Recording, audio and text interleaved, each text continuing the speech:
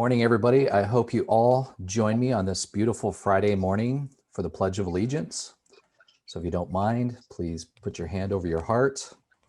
I pledge allegiance to the flag of the United States of America and to the republic for which it stands, one nation, under God, indivisible, with liberty and justice for all.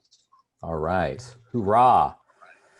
Good morning to everybody. Thank you very much for joining us on this beautiful Friday morning, especially here in the South Bay. It's actually pretty beautiful outside. It was nice yesterday.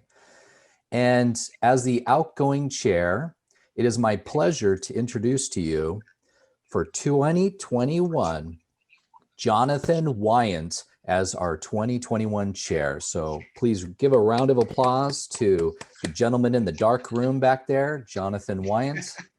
And Jonathan, why don't you take it from here? And again, thank you very much for being the chair for 2021. Thanks, guys. I'll have to get another light for next time. But Keith, thank you very much. It is an honor and a privilege to be here to help serve you this year. And Keith, thank you so much for leading us through last year, one of the most challenging years in a lot of our careers and lives, for that matter. You've left big shoes to fill. Which is why I'm over the moon that you are still here to help serve and teach and coach. And on other hand, one heck of a warranty specialist right here, ladies and gentlemen, helps my clients, helped me with the purchase not too long ago. Of course, we moved in, had issues all over the place, and Keith came in like a Superman and took care of everything for us, and looked around the house and gave us some ideas of some things we might want to do with the warranty and other things. And a real big, source of information and warmth. Thank you, Keith. All right. An important note or two that I'd like to mention. First of all, for all of you out there, we'd like to do a call out for anybody who would like to see some specific information at the Brunch and Learn program later on this year. Please let us know. Email, call me, email, call any of the board members, email, call any of the SCORE staff. Just let us know what your feelings are, and we'd love to incorporate what you'd like. We're here to serve you, so please keep us posted. And in tandem, if you have anybody that's an inspirational speaker that you think would be great for other people to hear, let us know, introduce us. If you are that inspirational speaker or have something to share and would like to speak at one of our events, please let us know. And further beyond that, if you have a few extra hours to dedicate to this committee and to SCORE as a whole, we would welcome you onto the board. There's 8 of us on there so far, and we do our best to cultivate information for you, but we're always looking for other people that have other information. So come along, let us know, and we'll be happy to incorporate that later on. The more educators out there that we have, the better. And I don't know if we have our special guests in today. Let me take a quick look at the panelists. It doesn't look like we do. So I will swing back to that. I know Jody's working on getting our special guests in here. I wanted to introduce you all to some people besides just what we're about to talk here today about, to give you a little bit more community, a little bit more network. There's people I've worked with in the past couple of years in the industry, and I'd like to introduce you shortly. So I'll make more introductions on them when they are on. So for now, I would like to kick off the program, 2020 recap and the COVID road to recovery. Again, last year, a very challenging year. And we've got 3 panelists on today that are going to give you our unique view of what the heck happened, okay, in regards to COVID, to the industry, what is happening right now, and where we're projected to go in the future. So please, if you have any questions, Q&A session we'd like to have at the end. We'll hopefully have a few minutes for that. So please keep your questions. You can put them in the chat. Looking forward to reading those a little bit later. But for right now, I'd like to invite Ruth Benjamin, Financial Tax Solutions, to the floor to help give us a word of what she's been seeing out there lately. So Jonathan, how many minutes should I stick to? Because we had started at 12 and then went to 20. So where am I at today? You can go, 10, 12 for Okay. now. And if we need, we can always open it up for Q&A if we have, 10 minutes at the end. I think that might be nice. All right. So what I'll do is go a little bit quick, but I'll get through it. And if I have to stop, then I will stop. No.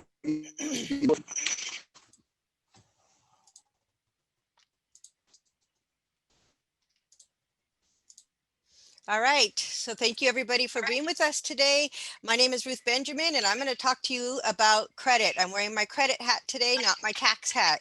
So we're going to talk about life during COVID-19. So there's two different, I'm getting feedback. Are you guys getting that? Feedback? Okay, that's better. Okay, so life during COVID-19, the main words out there is forbearance and debt forgiveness. So forbearance allows you to temporarily pause or reduce your mortgage or credit card payments during a period of financial difficulty. Now you're going to pay the difference at a later date and the interest still accrues. But then there's also debt forgiveness. Now debt forgiveness can come with some consequences. So a lender may forgive some or all of the debt that you owe on a loan. When that happens with debt forgiveness, the lender issues a 1099-C. So what you have to do is you give that 1099-C to your tax preparer and that becomes income on your taxes. But I can guarantee you it's better to pay the taxes on that debt than it is to pay the full debt. So the CARES Act covers loans backed by the federal government, which are Fannie Mae, Freddie Mac, FHA, VA, and USDA. The CARES Act ensures that forbearance was up to 180 days, and then you can extend an additional 180 days. Now, private lenders also have programs, so you should call your private lender and ask for help. So talk to all of your lenders and creditors. Pay what you can. It's important, even if you cannot make the full payment, pay what you can. I would normally give you examples on this, but we're a little bit short on time today. So just know that even if you have a car payment and you can only make $50 of that car payment, pay what you can, but try to get the rest paid by the time the next payment is due. So also, stay up to date on your credit report. I can always help you get a credit report, a mortgage credit report without hitting your FICO score. It's a soft pull. So, and then consider adding a statement to your credit report that states you were negatively impacted by the coronavirus. So if you've been affected by COVID-19, you may be eligible for relief in paying bills. That can help you prevent damage to your credit from late payments at a time when protecting your credit could help increase your financial strength. So while credit card issuers are offering to help cardholders during this time, it's not always clear what they will be willing to offer people who've been affected by COVID-19. To help, we put together a list of questions for you to ask your lenders. So it's possible that some of these questions may not be relevant to your situation, and there's no guarantee that you'll get what you want, but we hope it will at least get the conversation started. So the first question, can I skip or defer a payment? Will you waive my late fee? And there's a couple other questions regarding the late fee. Will there be a penalty APR that they charge? So the annual percentage rate, you want to ask that question. Will you report my late payment to the credit bureaus, or will you lower my interest rate, or will you increase my credit limit? So you want to do that for your values because it will affect your score. Okay, so if you can't make if I can't make my payment as a result of the coronavirus, what are the hardship or relief programs available? Are there any fees associated with these programs? Will I have the option of deferring the repayment of any of the amounts owed to the end of my loan? If I'm able to defer or lower my monthly payments, will interest accrue during this hardship or relief period? And how long does the hardship or relief period last when I need to start repaying? If my financial situation hasn't changed once the hardship or relief period ends, what will be the options? So how will this agreement or relief be reported to the credit bureau agencies? Note that recently passed CARES Act places special requirements on companies that report to the credit bureaus that if they provide payment relief due to the coronavirus. Now, for credit cards, will I lose the ability to use my card if I enroll or request relief? But hardships and forbearance programs are not automatic. You have to apply for most of them, and you will want to understand how they will affect your credit reports and scores. Now, if your lender does not give you an accommodation, if your lender is not required to provide an accommodation and decides not to make an agreement with you, this will likely impact your credit report. If you are unable to make a payment or a minimum payment as required and you cannot obtain an accommodation, your lender will likely report that your account is now delinquent. So your lender may offer you, or you can request that the lender place a special comment on your account, noting that the account was affected by the national emergency as a result of the pandemic. The comment will not affect your credit scores, and your loan will still be recorded as delinquent, but a prospective landlord, employer, or lender may take it into account when considering you for a loan, a job, housing. The special comment may help a lender or other report user understand that you ordinarily make your payments but could not make payments for the period of time due to the pandemic. And in addition, the special comment is temporary and may only show on your account for a period of time, such as during the time of the declared national emergency. So when the lender stops furnishing the special comment information, it disappears permanently and entirely from your credit report. There will be no record that there was ever a special comment placed on your credit report. So you can also add a permanent comment to your credit file saying that you've been negatively affected by the pandemic. This comment will not affect your credit score, and your delinquent loan will still be reflected in your credit score. However, the comment will remain in your file even after the national emergency is over, and a prospective landlord, employer, or lender may take it into account. So I do not suggest a permanent comment, because we can help you get rid of all those negatives on your credit, and you don't want that comment to stay there. So missed payments do need to be repaid, but not in a lump sum. Check with your loan servicer and ask how and when you need to make up your missed payments. If you're eligible for the CARES Act forbearance, proof of financial hardship is not required. Just tell your servicer that you're going through financial hardship because of the pandemic. Your servicer is not allowed to ask you to show proof. You don't need to pay for mortgage relief, no matter what type of mortgage that you have. If a company offers to work with your mortgage servicer for an upfront fee, it's likely a scam.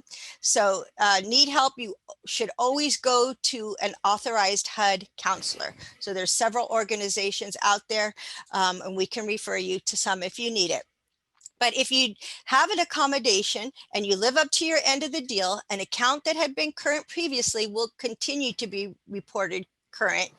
And so then, but it won't wipe away any existing negatives. So if you had an account that was delinquent before all this happened, it's going to stay delinquent until you get it cleaned up. So in a financial crisis, access to credit's the next best thing to a large emergency fund. If you protect your credit, you'll have more or better options when you need them, such as being able to qualify for a low interest loan. The most important factor for protecting your credit is not missing a payment, because if a payment goes 30 days late, your score is going to plummet, and that mark can stay on your credit for 7 years. So if you have high balances on your credit cards, that's going to drop your score also, but as soon as you pay those down, those will recover. So if you're not going to be able to pay bills on time, you need to prioritize, contact your creditors. You have to make sure that you reach out to them, because they are not going to reach out to you. And you may be able to get a lower payment temporarily, skip some payments, or get a higher credit limit. Terms of hardship programs vary. Contact your mortgages, your student loan payments, your car payments, personal loans, to find out what those options are. When you talk to them, be sure to document any agreement, whether with screenshots, good notes about a phone call, record when you called and whom you spoke with, and save your emails. Make sure you understand all the details of any agreements that you get into. So the risk is small. Credit card issuers use algorithms to help figure out how likely you are to repay them after the crisis, and they still want their customers. So check your credit report at least 30 days after any agreements come into effect. You need to check your credit regularly when you are in an accommodation agreement. If you see anything that's showing up like late payments and that, dispute it right away. And the guidance issued April 1st, we're almost coming up on a year here, it feels, that the credit bureaus now have 45 days to respond to any dispute letters when typically they had 30 days before the pandemic. And if you normally pay your bills on auto pay, watch that because you don't want to overdraft your bank account. So take a look at your auto pays. And even though utility bills are typically not reflected on your credit report, now if you go late, they will reflect on your credit report, but contact the utility companies also because they do have programs that can help you through this time. If cash is so short that even with concessions, you are not going to be able to pay, know how to prioritize the most important bills. Most important bills are your shelter, food, heat, lights, transportation, and whatever else you need to work. Your childcare, your phone service, what's not essential, everything else. So credit scores can recover. So for now, focus on the basics. And you may need to move if you can't afford where you're living, but there's an exception to this rule.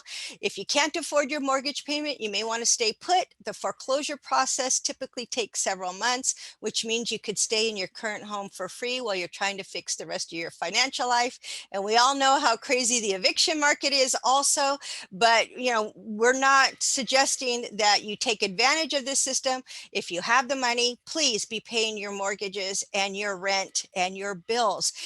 We need to be able to help the people that truly cannot pay those bills. So virtually any skip payment hurts you somehow, but there's a big difference between missing a credit card payment versus missing a child support payment. So the CARES Act is supposed to, they said 120 days after March 27, 2020, or 120 days after the national emergency ends. So as we know, this has been a lot longer than anybody ever expected. So again, it applies to student loans, your mortgage payments. Reach out to everybody on that and use our checklist. Find the name of your lender on your statement. Check the lender's website to see if there are any hardship or relief programs available. Call your lender to find out the available hardship or relief. Ask questions about the terms of the accommodation, including how it will be reported to the credit reporting agencies. Find out what you need to do once the relief or agreement period has ended. Ask what the options are for repayment, such as repaying the amount you missed at the end of your loan. Confirm the agreement or relief in writing and ask the lender to confirm the agreement in writing. Comply with the agreement and make the payments as agreed. Check your credit reports to make sure they accurately reflect the agreement with your lender. There may be some delay in the creditor updating the records with the credit reporting agency, so you may want to check monthly to ensure your credit records reflect your agreement accurately. So you can request a credit report. I am able to help you get it. It's a cost though, it's $25. Otherwise, you can get free credit reports at annualcreditreport.com. Dispute any errors that you find in those reports. If you don't know or aren't sure about repayment, reach out to your lender before the end of the relief or agreement period to confirm the next steps and what the options are to repay any missed payments. Okay, that is the end of I'm going to stop sharing so we can let the other speakers. Thank you so much, Ruth. Always a pleasure to hear what you have to say, and especially as it equates to people should be working with their finances, especially for capital. And if nobody else has questions for you at the very end, I'm going to have some questions for you. Okay. All right. And as I promised earlier, I want to have a quick commercial break to introduce you to two women who I've had the pleasure of getting to know over the last couple of years. Our job here at the affiliate committee is to expand your horizons, connect with people, connect you with different networks like SCORE. And so here is Gigi and Tui Tran with the Women's Council of Realtors. Gina is the oncoming president for this year. Installation is coming up very shortly, and Tui is the 2020 president. Ladies, welcome to the show, and thank you so much for your time today.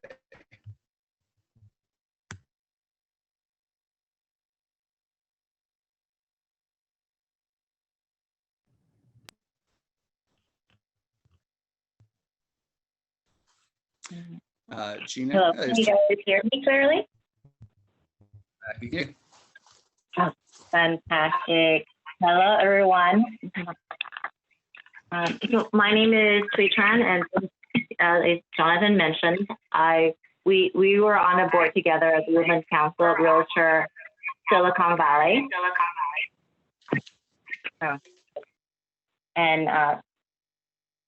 So I just want to say thank you, Jonathan, and thank you to SCORE for the opportunity to talk to everybody and share a little bit more about our association, the Women's Council of Realtor. And so, as you know, we're now in 2021. If you're thinking, how can I make this year an amazing year? How can I grow? How can I improve? How can I be a better version of me and do more business and be more for my community? If that's what you're thinking, then I highly encourage you to join or at least talk to me and Gina Gonzalez, who is our current president for Silicon Valley. I'm so sorry, it looked like my connection has, my Wi-Fi is not working too well. We can hear you okay. Okay, so at least.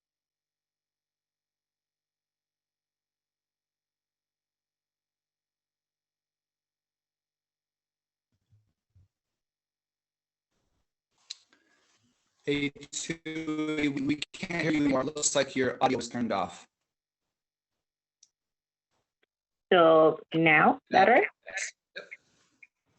Okay, perfect.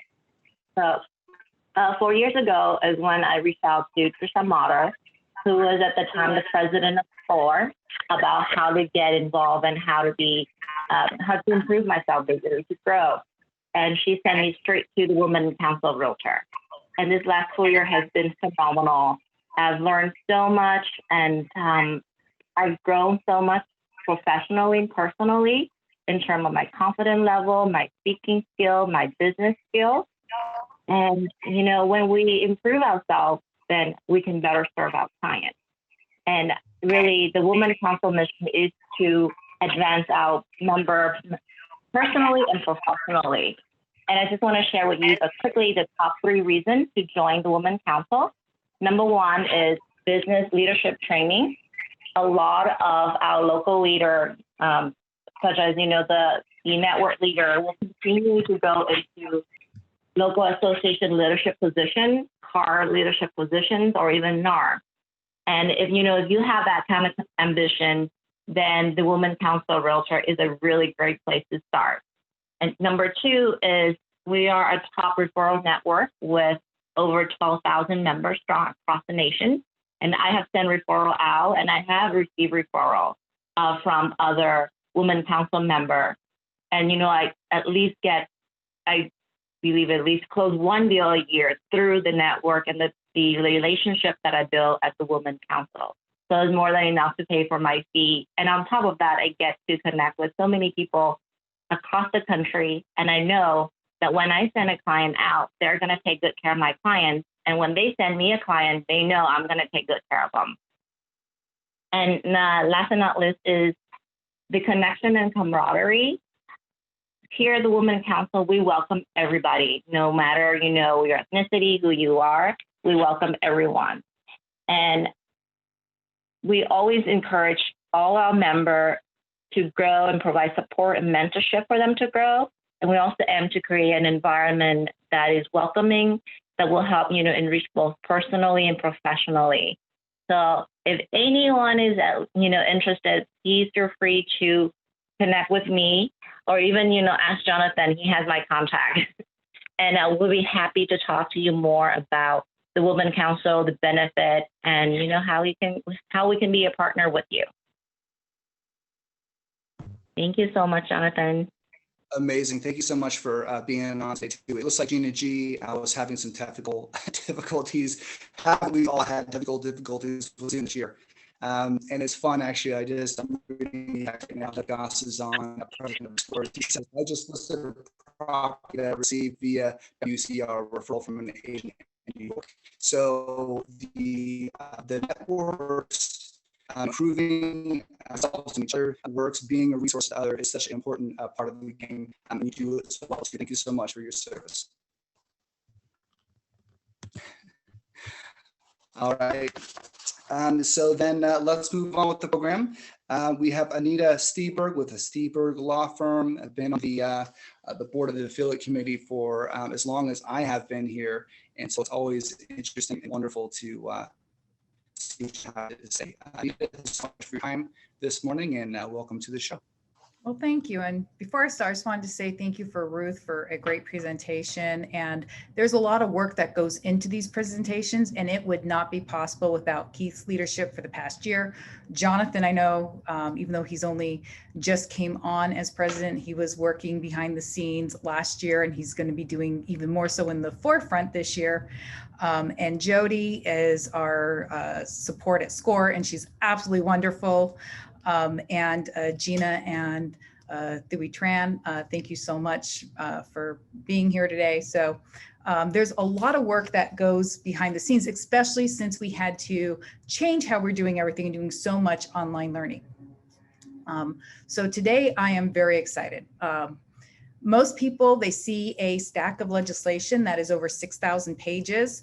And even the legislators, there's eyes rolled up. We're talking about how they don't even like reading some of them said, I don't even like reading the general 200 pages of legislation.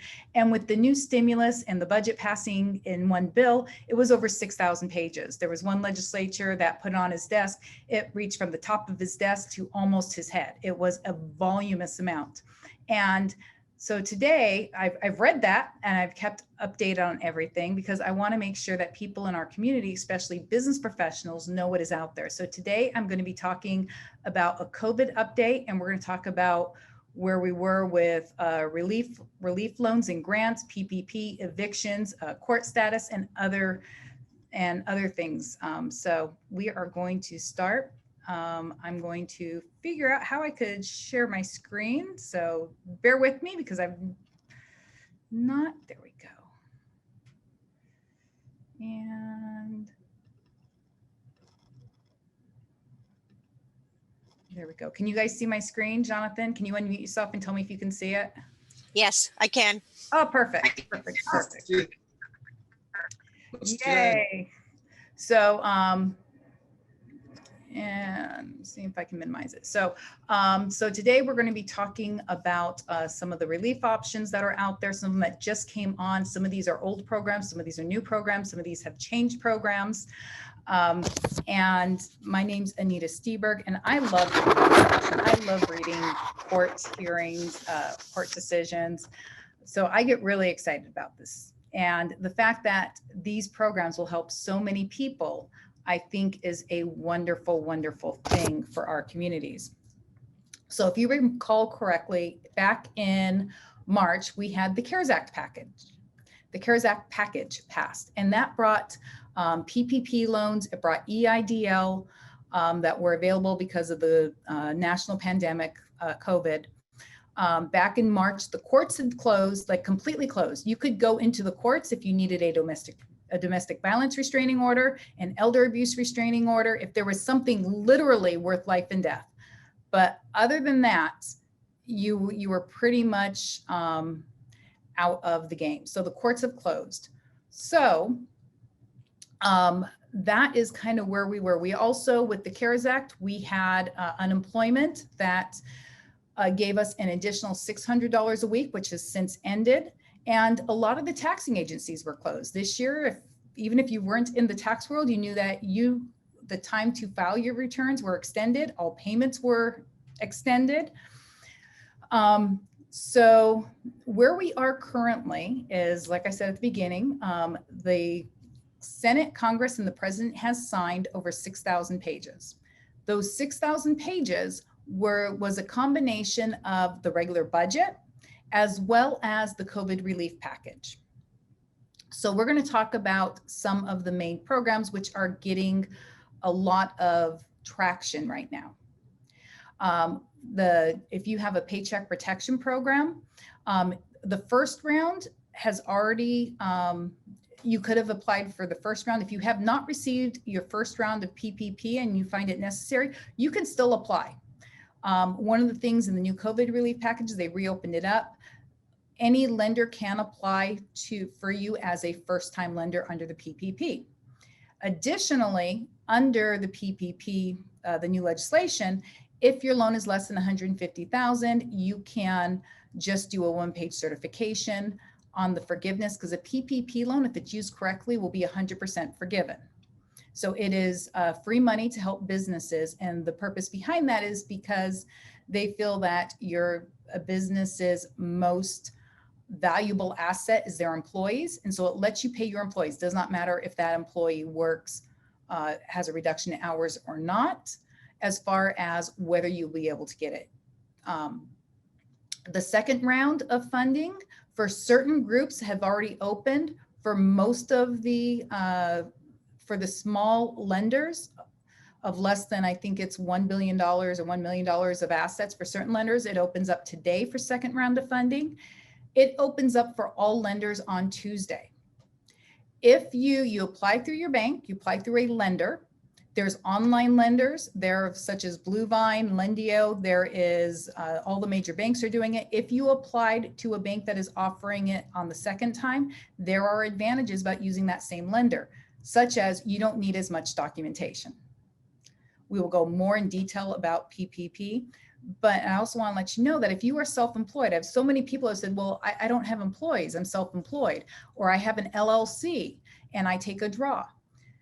And they think they cannot have access to these programs. If you are self-employed, you have access to an economic injury disaster loan, which they call EIDL. You have access to a paycheck protection program. It's based on your line 31 of your Schedule C. If you are self-employed, you also will qualify for unemployment. One thing that in the new legislation that happened is they now have a federal bonus, if you will, for unemployment, and it's $300 a week. So if you are currently unemployed, even if you've been self-employed, you still qualify for that portion of unemployment plus what the state is giving us.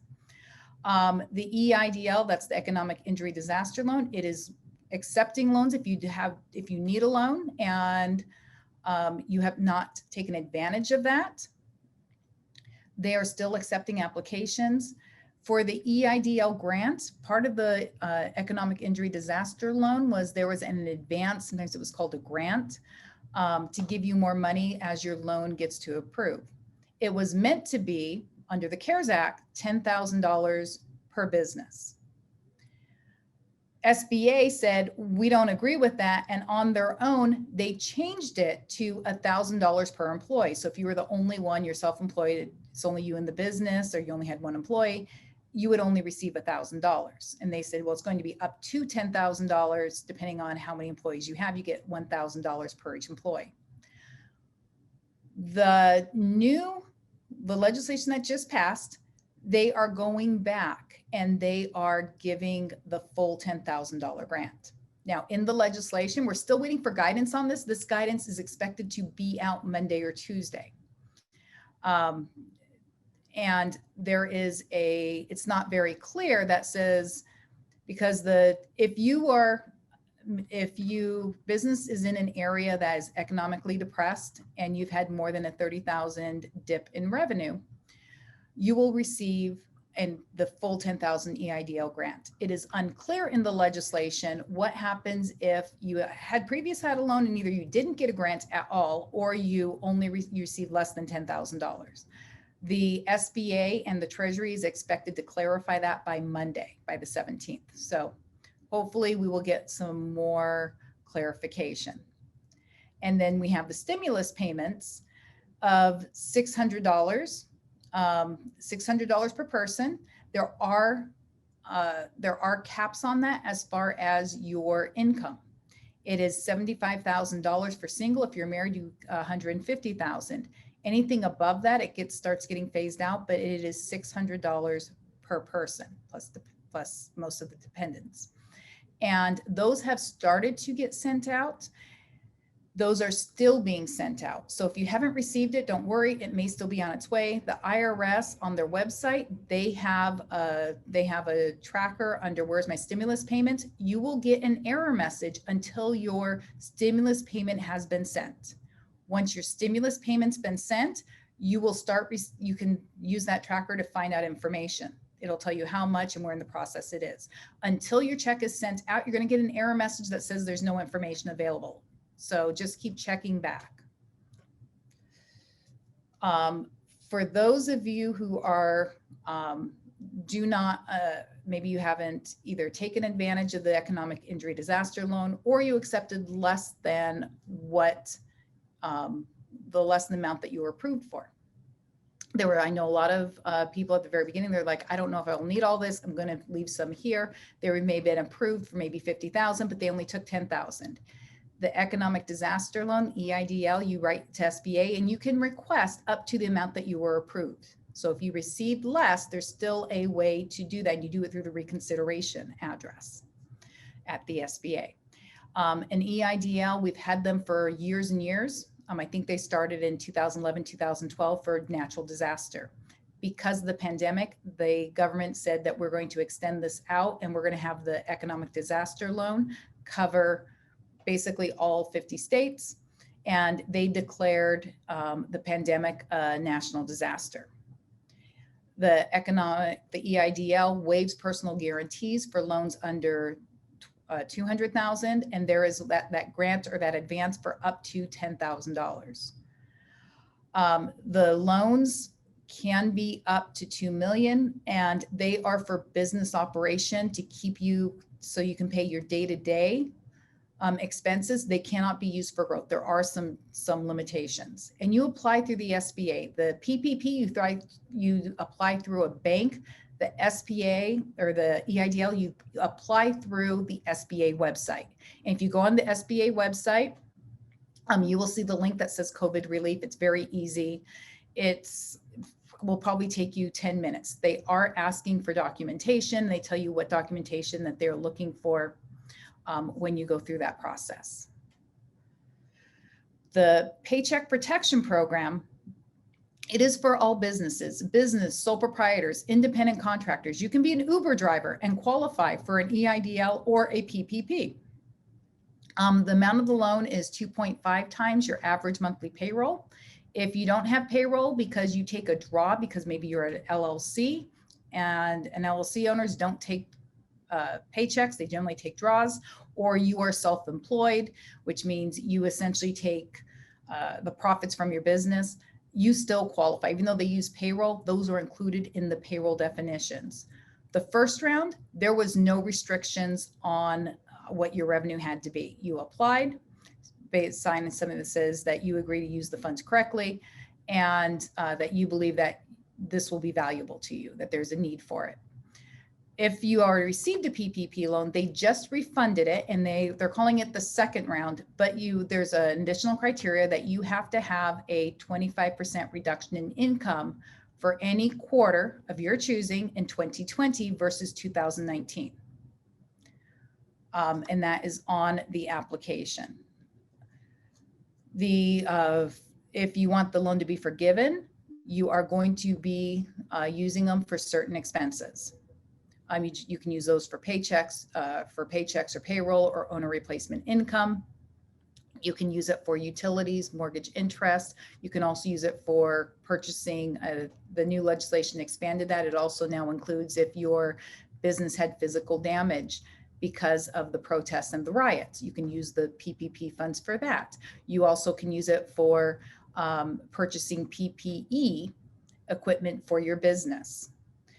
At least 60% has to be used on your payroll or employees, and you have up to 24 weeks to use the funds from the date that that you are funded.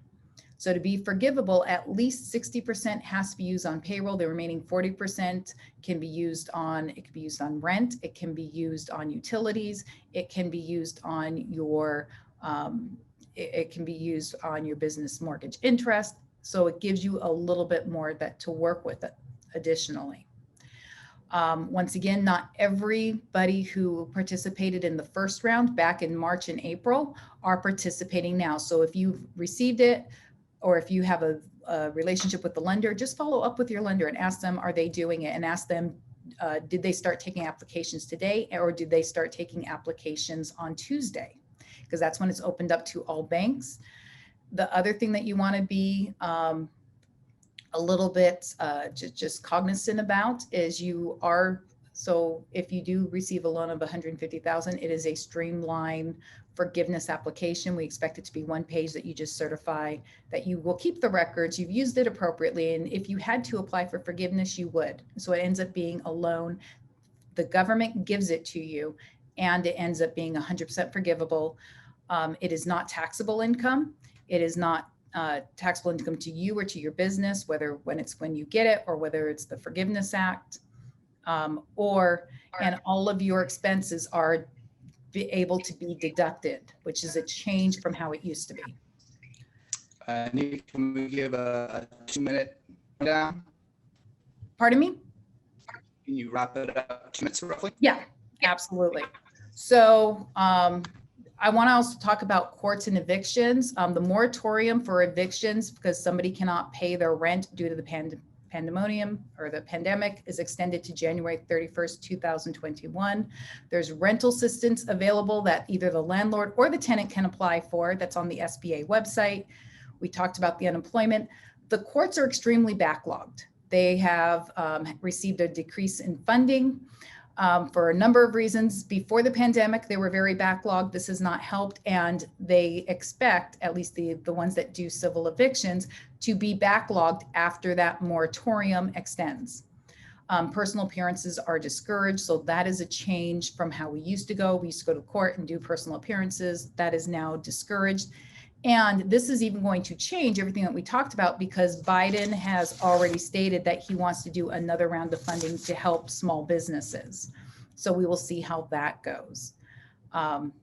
So I hope that's a very quick overview of relief that's available, where the courts are, where evictions are, and I will turn this back over to Jonathan. Thank you. Wonderful presentation. Always good information. And you know, it just kind of goes to show, we were kind of laughing about this before the start of the session today, that people can't believe over all this paperwork and all this information. You know, we as individuals, we do not have to read the 6,000 pages when it comes to signed by the president and this and that. Okay, we have people like Anita to understand it and to dumb it down for us. And in the last couple of weeks, just makes me remember, I was speaking with a couple of stagers and different, you know, self-employed individuals who said, I can't wait for that second round to come out because I missed the first round. So keep it. We all work for our money. We got to work smart with our money, and use the network. You definitely call Anita if you have any questions. Absolutely. Thank you, Anita. Okay, I think we have Gina back on. Finally, from Women's Council, we'd like to give her a couple of minutes to say hi. Jody, can we get Gina on? Yep, Gina, if you just want to turn your camera on and unmute yourself. Can you hear me? Yay. Okay, you can't see me. Let's try it again. Yeah, it's not letting me show my picture, but that's okay. Not a problem. We can hear Anyway, you just fine. good morning. I just like to say thank you, Jonathan, Score, Jody, for inviting Women's Council to say a few words about the organization. For those of you who don't know me, my name is Gina Gonzalez, and I am known as Gina G. I am the 2021 president for the Women's Council of Realtors, a Silicon Valley network. And we are just really excited about all of the planning that we've done for the year. And so you'll be seeing more and more of Women's Council Silicon Valley. Silicon Valley was created to support women you know, to support women in their communication skills, their professional and personal skills, and to build their confidence up and to become future leaders in our community so that we can serve, we can grow, and we can mentor. So if you are not a member of Women's Council of Realtors, I invite you to please go to the website, wcr.org, and read what WCR has to offer. It is a national organization. It is a nonprofit organization. They provide many, many Zoom events to help grow you again professionally, personally, and build your confidence in leaderships.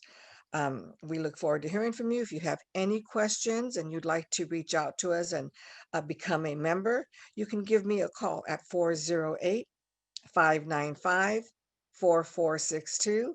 And you met Twee. She is our immediate past president from 2020. She's awesome, and she will continue on to assist with the transition so that we can become bigger and better. Thank you, Jonathan. Really appreciate and honor the fact that you considered Women's Council to present. Thank you so much. Very inspirational for you, both of you and Tui. So thanks again for coming to present today and letting us know who you are. All right, moving on. I am the last panelist. I am a mortgage banker with Bank of the West. I've been in the industry for 16, 17 years at this point. Definitely last year was an impressively different year than most. We've got about, we'll try to go through this in about 6-7 minutes, and we can open it up for a couple questions at the end. Mortgage rates. Again, I was trying to give you where we came from, where we are, where we're going. Mortgage hit an impressive historical 16 times over the last 12 months. And it's kind of funny because as a lender, you know, people keep coming in recently and saying, aren't rates, you know, rates negative right now? Are you going to be paying me for this money? And, you know, so after the first couple of times, they went down to kind of their lowest. And after that, the banks just got inundated with all these applications. Their staff really shut, you know, so they had to add more staff to accommodate this information. But that's a slow growing process. So supply versus demand. The many banks are inundated. The higher interest rates a little bit to, you know, allow some people to keep coming into maybe, you know, go elsewhere for the time being. Let us work on the people we have before moving forward. Talk about volume real quick. Back in 2018, the mortgage volume in the U.S. of A. Hit $1.4 trillion. 2.375 trillion. And 2020 last year, that rose to 4.1 trillion, which is roughly about 40% or 60% refinance. Of course, a lot of people. Hey, Jonathan. Yes. I hate to interrupt because I know you're giving really good information. Your internet keeps breaking up, so I've heard 1.4 million, and I'm thinking, oh, are we all getting 1.4 million? So I don't know if there's another spot you can go to, or if you want to try again. Yeah, let me walk through a different spot right now. Okay, hold on a second, guys. All right. Okay, and then I'm just gonna read one of the questions that came in while Jonathan's going to another spot. I know that Anita answered this in the chat, but just in case you don't have it open, there was a question that came in about if there was credit limits. I believe the question was, and I think Anita, you said no. For PPP, they're not pulling your credit. They're not, it's not based on credit. For the economic injury disaster loan, that is another type of loan. That's one that you apply through the SBA. They will pull your credit, and there is a credit component. It does not, the credit is not isn't, you know, it's based on other criteria as well. It is one of the criteria, but it does have a credit component on there. You need to have a minimum credit score of the 570, but it's not FICO. It is something trans. I'm blanking on it, but if you Google it, you will see that it's a specific credit. It's a specific credit score with the 3. It's like TransUnion. It's not TransUnion. TransUnion is a credit reporting agency. And it's but not Vantage? Vantage. That's it. It's Okay. a Vantage 3.0 is what the credit score that the SBA is using for the EIDL. And Vantage scores are typically higher than FICO scores. Jonathan, do we have you back? Bye. There we go. We'll try that. Is that better? I think so. Go ahead and go for it. We'll I'm try going to again. keep doing that. Okay, so just keep me posted, Jody, okay? So 2018 mortgage volume was at 1.4 trillion. 2019, it was about 2.5. Last year during COVID, it was an impressive 4.1 trillion, 40% of which, by the way, was purchase transactions. So good job to all of you realtors out there that kept your clients engaged and had them fight the good fight while they had to put their masks on and had their hand sanitizer and had to make their appointments to go see the houses. There was still a lot of houses being sold last year. The forecast for 2021 is 2.7 trillion. I think the West, my manager and our higher ups are preparing for the tsunami of more refis and purchase loans going through our company. So we'll probably be seeing a 2.5 times increase. Doing okay so far? Can you guys see me okay? Much better. Thank you. Okay, I'm like right by the Wi-Fi, but next time I'm going to try to just hard line it in there, make it better. One of the things that the lenders are trying to do right now is to prepare for the continuing tsunami, this interest rate to keep going the way that they're going. So they're hiring more staff, more loan officers, more processors, more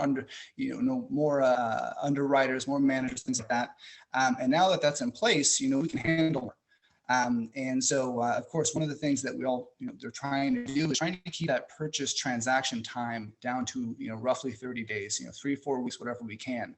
And that has pushed back refinances, okay, because this is a time schedule to buy a house. But to refinance, you got to kind of take a back seat. With Bank of the West, it used to be a 60-day rate lock. Now it's 90 days and waiting for the extensions to get to maybe 100 days. And there's lenders out there who have 6 months for, a long time. So just kind of keep that in mind. Mortgage rates, where were they? 2018, 4.5%. 2019, it went down to 3.94%. In 2020, the average per Freddie Mac was 3.1%. The projection this year is almost exactly the same, 3.2% going up to 3.6% in 2022. Well, let's see what happens, but this is some good confidence that you can still, get those low rates right now if you do. How much time do we have, you guys? Just about up. So if you want to wrap it up and then maybe we open it for a couple questions. I know we started a few minutes later. Yeah, absolutely. I just had some other things, but I think that really works out. Perhaps my recommendation right now that has been some in the past is considering paying points. If rates are low right now and you have found your forever home or you found a house that you're going to be in the next 5, 6, 7, 8 years, consider paying once. I went through this financial scenario with one of my families not too long ago. In a house with many generations, young kids in the middle, and they're going to retire in a few years. And they're going to pay $20,000 in points. It's a stigma. Nobody likes to pay fees or points or anything like that. But with $20,000, they save $400 a month. 20,000 divided by 400 in savings equals 50 months to break even. So they're going to break even on this. And after that time period, just a little over 4 years, they're going to be saving $400 a month more than anybody else. They'll never refinance ever again. So this might be a good time. Thank you. That was the quick and let's go ahead and open it up for questions. So if you've got questions, you can put it in the chat box or you can put it in the Q&A. If you have anything for Ruth, Anita, Jonathan, or even Gina and Tui from Women's Council.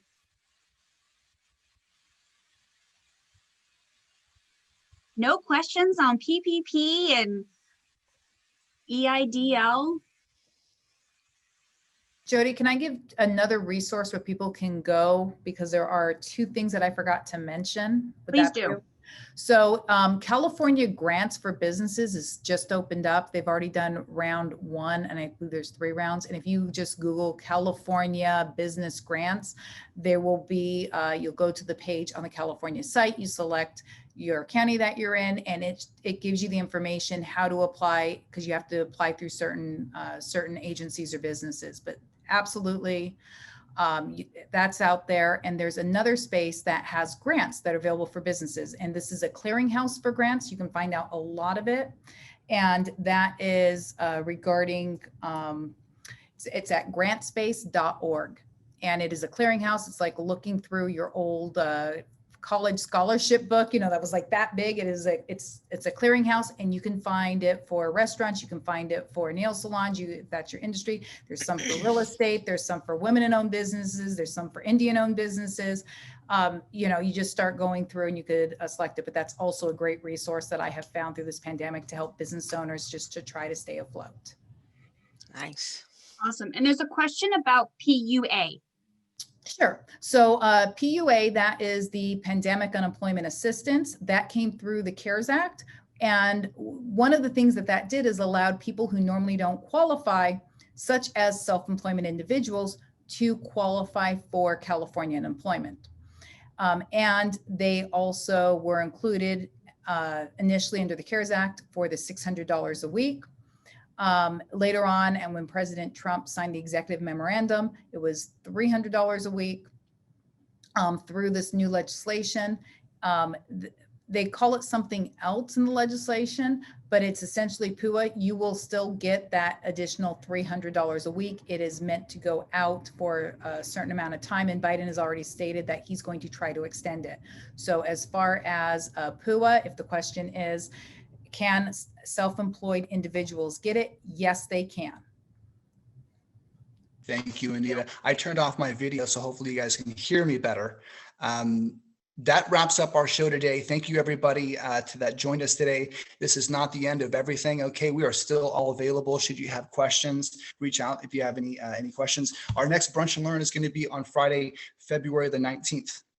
Again, we invite you to reach out with any of your suggestions for improving this program. Have yourselves a wonderful day. God bless, and until we meet again.